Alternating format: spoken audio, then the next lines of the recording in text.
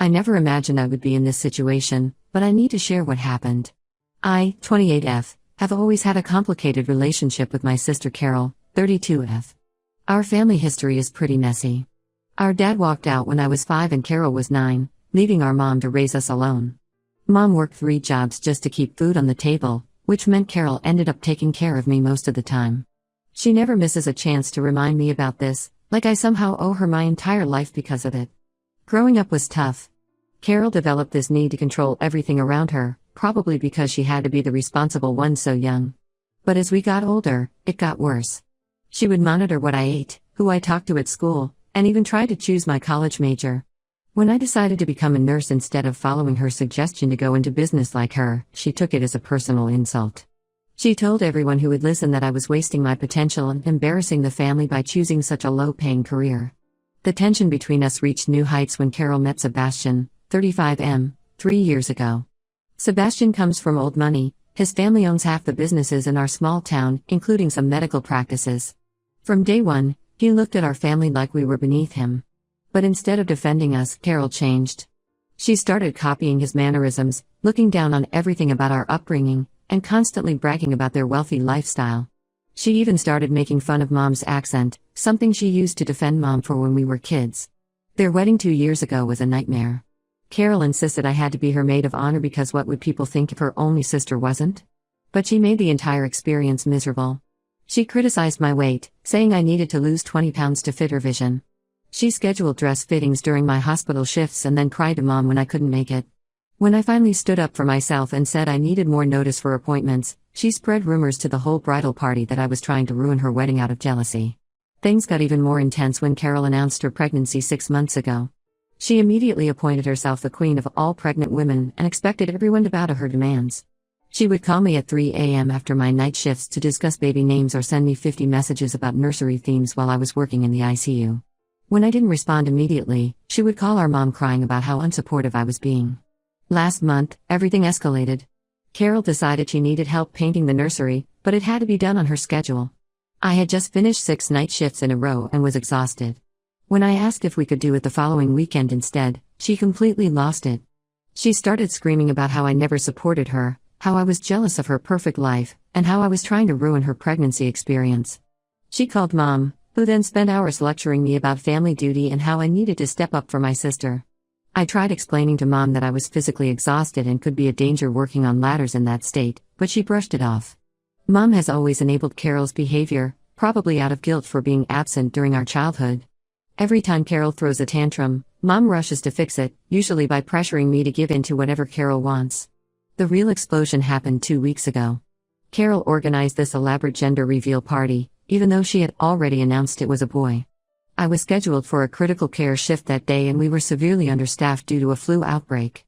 There was no way I could switch. When I told Carol, she showed up at my apartment at 6 a.m., still in her pajamas, screaming and banging on my door. My neighbors called security, but before they arrived, Carol had forced her way into my apartment. She was like a hurricane, knocking things over, throwing my framed nursing degree against the wall, and screaming that I was a jealous, bitter person who couldn't stand to see her happy. She knocked over my coffee table, breaking my laptop that had all my patient notes on it. When security finally removed her, she was still screaming that I was trying to sabotage the happiest time of her life. 3 days after this incident, Carol had a miscarriage. I was devastated when I heard the news. Despite everything, I never wanted anything bad to happen to her or her baby. I tried calling her, sent flowers to the hospital, and even tried to visit, but Sebastian blocked me at the door. Then the messages started coming. First from Carol, then Sebastian, then their friends and our family. All saying the same thing, that I had caused so much stress by not attending her gender reveal party that I was responsible for her losing the baby. The accusations kept getting worse. Carol told people I had wished death on her baby because I was jealous of her fertility. She claimed I had deliberately worked extra shifts to avoid her pregnancy milestones because I couldn't stand her happiness.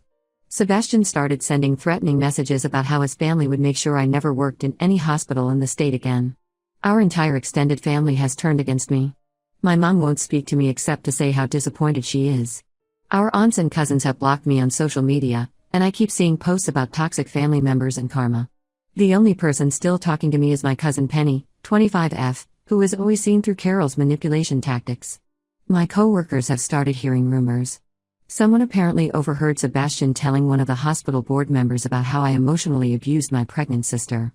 I love my job and my patients, but I'm terrified of losing everything I've worked for because of these lies. I know medically that missing a party cannot cause a miscarriage, but no one seems to care about facts anymore.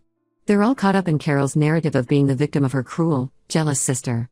I don't know how to fight these accusations without seeming defensive, but I also don't know how to just sit back and watch my life be destroyed. Update 1: I honestly did not think things could get worse, but somehow Carol has managed to take her vendetta against me to a whole new level.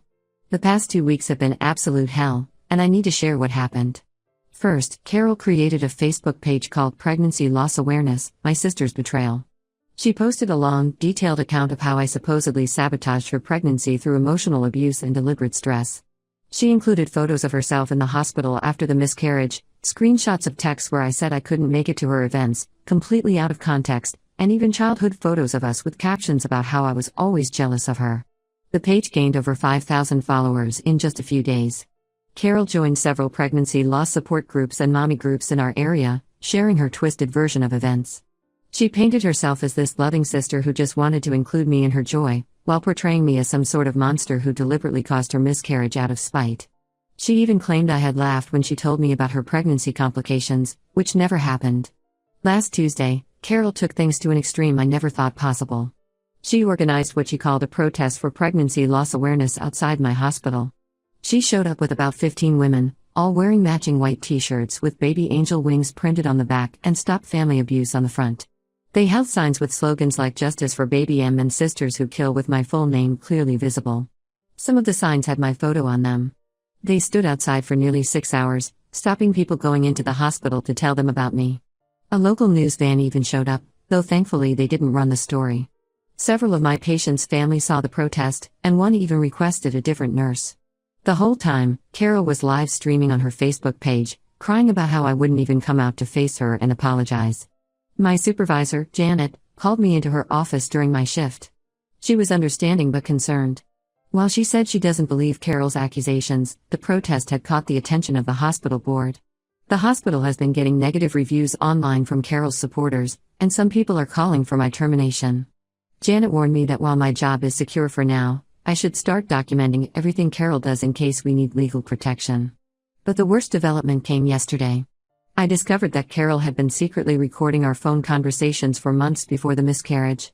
She created a video compilation of edited clips and posted it online. In these recordings, she removed all context and her own screaming, only including snippets of me saying things like "I can't deal with this right now" or "You need to stop calling me at work." She even edited together different conversations to make it sound like I said I didn't care about her pregnancy. Sebastian's family is now fully involved in the situation. His mother, Patricia, sits on the boards of 3 hospitals in our area and is apparently a major donor to several medical facilities. She has been calling around, telling people that employing me is a liability. I overheard 2 nurses discussing how their friend at another hospital was told not to consider my application. My contract is up for renewal next month, and Janet hinted that there might be budget cuts in my department. The only person who was still supporting me was my cousin Penny. She tried to defend me at a family dinner last weekend, telling everyone about how Carol had always been manipulative. Instead of listening, Carol retaliated in the cruelest way possible. She revealed to the entire family that Penny had an abortion 3 years ago, something Penny had confided in Carol during a particularly vulnerable time. Penny was devastated. Her parents are extremely religious and have now kicked her out of their house. She called me crying, saying she can't help me anymore because she has to focus on her own crisis. My mom finally broke her silence, but not to support me. She called to say that the only way to fix this situation is for me to publicly apologize to Carol and admit that my actions contributed to her losing the baby. When I refused, saying I wouldn't apologize for something I didn't do, she lost it. She told me I was no longer welcome at any family events until I take full responsibility for my actions. She said my stubbornness was tearing the family apart, just like when I was a teenager and refused to give Carol my college fund. The stress is starting to affect my work. Last week, I almost gave a patient the wrong medication dosage. I caught myself in time, but it scared me. I've lost 12 pounds in the last 2 weeks, and my hands shake constantly. My friends say I look like a ghost of myself, but I don't know how to fix this. I've started looking at job listings in other cities, even though the thought of leaving my patients breaks my heart. But with Sebastian's family blacklisting me from local hospitals, what choice do I have? Update 2: A lot has happened since my last update, and some shocking truths have come to light. I'm still processing everything that I learned, but I need to share these developments. Last week, a nurse named Rachel transferred to our hospital from Riverside Women's Clinic, where Carol received her prenatal care. She recognized me from Carol's social media posts and approached me during lunch break. What she told me changed everything. According to Rachel, Carol had several serious risk factors that were identified early in her pregnancy. Her blood pressure was consistently high, and there were some concerning test results at her first appointment. The doctor had specifically warned her about the risks and gave her strict instructions: no strenuous activity, limited stress, bed rest when possible, and regular medication. But Carol ignored all of it. Rachel showed me redacted copies of Carol's medical records. I know this probably wasn't legal, but I am grateful she took the risk. The records showed that Carol missed half of her scheduled appointments. She skipped crucial blood pressure checks and ignored repeated warnings about her activities. Instead of following the recommended bed rest, she was planning elaborate parties and events, moving furniture for the nursery, and even went skiing with Sebastian's family. The most disturbing part was that Carol knew exactly how serious her condition was. The doctors had explained the risks multiple times. There were detailed notes about counseling sessions where they stressed the importance of following medical advice. But Carol kept this information from everyone, including Sebastian. She never once mentioned these complications when she was blaming me for causing her stress. While I was still processing this information, I received an unexpected message from Sebastian's sister, Emily. She wanted to meet privately at a coffee shop outside of town. I was hesitant at first, but my curiosity won out. What Emily shared was equally shocking. According to Emily, Carol had been showing concerning behavior long before the pregnancy. She had systematically alienated most of Sebastian's friends through manipulation and dramatic scenes. She accused Sebastian's best friend of hitting on her, causing a rift in a 15-year friendship. She told Sebastian's cousin that Sebastian had called her a gold digger, which was completely false. One by one, she had isolated Sebastian from people who might question her behavior. Emily revealed that Carol and Sebastian had been having serious marriage problems before the pregnancy. Sebastian had suggested couples counseling after Carol maxed out their credit cards on designer furniture. Carol responded by threatening to leave him and tell everyone he was abusive. The pregnancy happened right after this fight, and suddenly Sebastian felt trapped. The most revealing part was about the miscarriage itself. Emily was with Carol that day, and the truth was very different from what Carol told everyone. Carol had ignored her doctor's warnings and spent the day rearranging heavy nursery furniture, despite Emily offering to help or wait for others. When she started having symptoms, she delayed going to the hospital for hours because she was working on her social media posts about my supposed harassment. But here's where things get even more complicated. Yesterday, Carol announced that she's pregnant again. She made a long social media post about her rainbow baby and how she's terrified that my negative energy might affect this pregnancy too. She even started a fundraiser for pregnancy loss awareness, using my name in the description as an example of how family betrayal can cause tragedy. The family has rallied around her again. Mom called me in tears, begging me to stay away from Carol during this pregnancy. She said Carol is in a fragile state and my presence might trigger her trauma. Some relatives have even suggested I should move away until after the baby is born, just to be safe. I showed Mom the medical records Rachel gave me, trying to explain that Carol had hidden her complications and ignored medical advice. But Mom refused to even look at them. She said I was trying to blame the victim and that medical records don't show the whole story. She truly believes that emotional stress from me was the real cause, regardless of what doctors said. Sebastian seems to be completely under Carol's control now.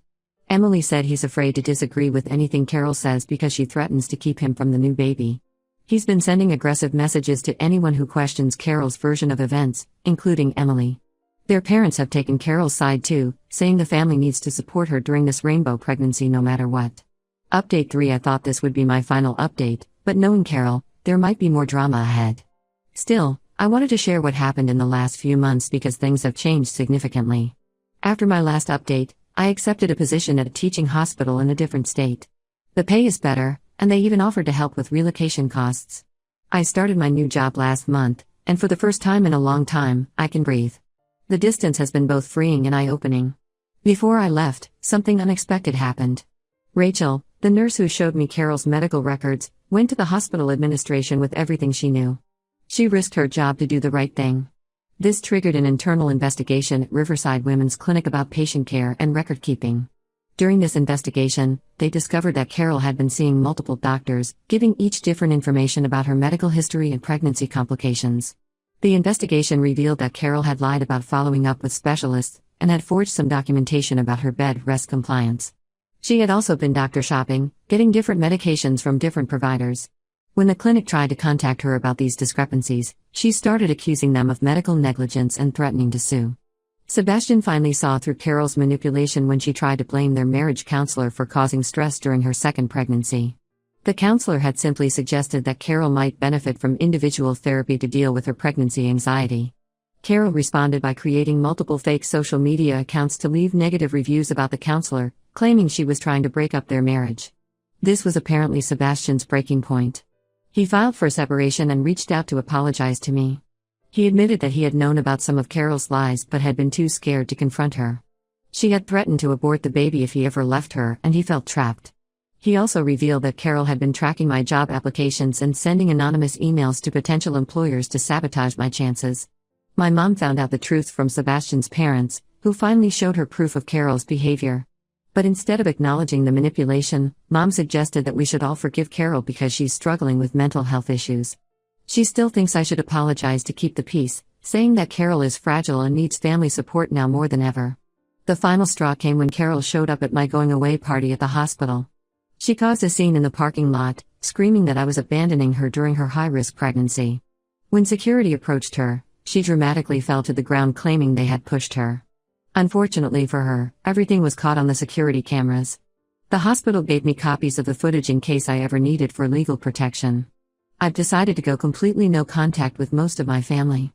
I blocked their numbers and social media accounts. It's not just about the accusations anymore, it's about years of enabling toxic behavior and manipulation. Penny is the only one who still has my new address, and she promised not to share it with anyone. My new life is slowly coming together. I have an apartment with a view of the city, co-workers who know nothing about my family drama, and I'm even thinking about going back to school for my nurse practitioner degree. The hospital here is supportive and has already talked about advancement opportunities. I still hear things about Carol through Penny. Apparently, her second pregnancy is progressing, but she's found new targets for her blame games. She's currently in a social media war with her obstetrician, claiming the doctor is discriminating against her because of her previous loss. I wish her and the baby well, but I can't be part of that circus anymore. Sometimes the biggest act of self-care is walking away from toxic family members, even when it hurts. I miss the idea of what our family could have been, but I don't miss the reality of what it was. For now, I'm focusing on building a life where I don't have to constantly defend myself against lies.